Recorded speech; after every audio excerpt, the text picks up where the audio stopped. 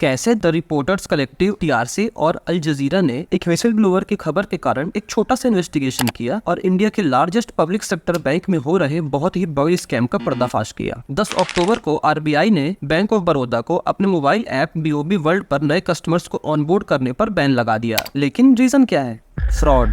जी हाँ, कुछ महीने पहले इस बैंक ने देश में अपनी 7000 ब्रांचेस में इंटरनल ऑडिट किया था और उन्हें कुछ हैरान करने वाली बात पता चली। बैंक के एजेंट्स चुपचाप कस्टमर्स के अकाउंट से लाखों रुपए निकाल रहे थे। अब आप सोच रहे होंगे आखिर कैसे? मैं बताता हूँ, लेकिन पहले थोड़ा रिवाइंड करते हैं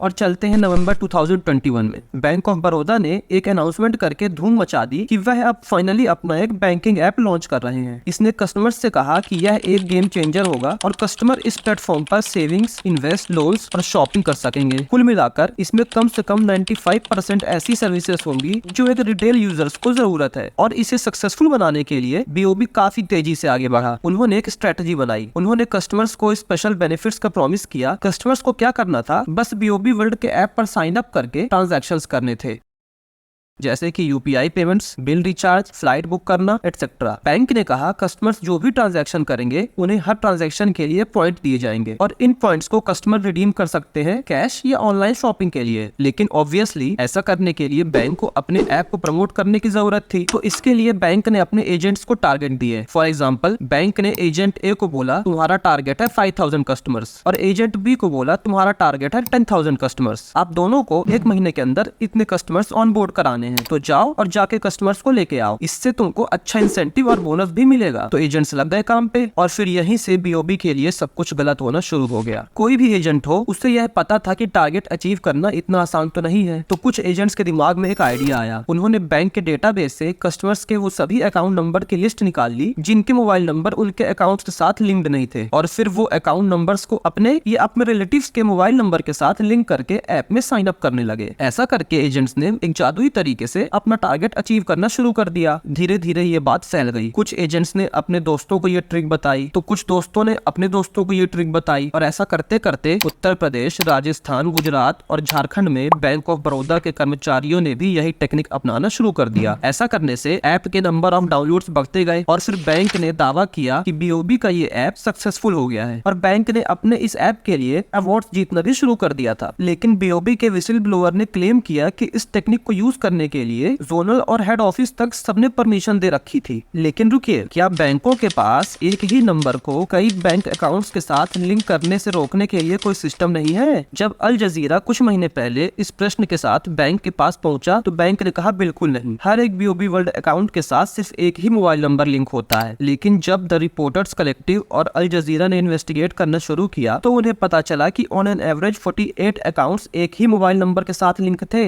अब आप खुद इमेजिन कर सकते हैं कि बेईमान लोग क्या क्या कर सकते हैं, है ना? मतलब भाई साहब, एक मोबाइल नंबर 47 बैंक अकाउंट के साथ, और एजेंट्स को आप सभी के बैंक अकाउंट्स के एक्सेस इजीली मिल जाते हैं। वो बड़े ही आसानी से पैसे ट्रांसफर कर सकते हैं या लेन देन शुरू कर सकते हैं, क्योंकि भाई ओटीपी तो उन्हीं के पास आएगा ना। और अगर वो चाहे तो किसी भी बैंक अकाउंट को खाली तक कर सकते हैं। और रूरल एरियाज में कुछ बैंक एजेंट्स ने ऐसा ही किया। उन्होंने चुपचाप कस्टमर्स के अकाउंट से करीब 22 लाख रुपए निकाल लिए। ये वो अमाउंट है जो रिपोर्ट्स और सोर्सेस के द्वारा सामने आया है। एक्चुअल में कितने का फ्रॉड हुआ है यह कोई नहीं जानता। अभी तो रुको, मैटर यहाँ खत्म नहीं हुआ। अब यहाँ पे बैंक ने सोचा कि एक ऑडिट करवाते हैं ताकि सच दुनिया के सामने आ सके कि भाई हमने तो कुछ गलत नहीं किया है और जो भी रिपोर्ट में चल रहा है वो सब कुछ झूठ है। तो यहाँ पर फिर से द रिपोर्टर्स कलेक्टिव, टीआरसी ने बताया कि बैंक ने जो ऑडिट करवाए वो अपने ही एम्प्लॉयज से करवाए और उन्होंने इस फ्रॉड को छुपाने के लिए अपने एम्प्लॉयज को फर्जी डॉक्यूमेंट्स तक यूज करने को बोला। बैंक ने अपने एम्प्लॉयज को खाली फॉर्म पर कस्टमर्स के सिग्नेचर या अंगूठे का निशान तक लगाने को बोला और साथ ही फॉर्म्स को बैक डेट में भरने को भी बोला। और जब किसी कस्टमर के सिग्नेचर या अंगूठे का निशान नहीं मिलता तो बैंक एम्प्लॉयज खुद ही कस्टमर के फर्जी सिग्नेचर कर देते। और फाइनली बैंक का ऑडिट सिर्फ एक दिखावा था और सच्चाई को सामने लाने के बजाय उसका उद्देश्य सिर्फ स्कैम को दबाना था।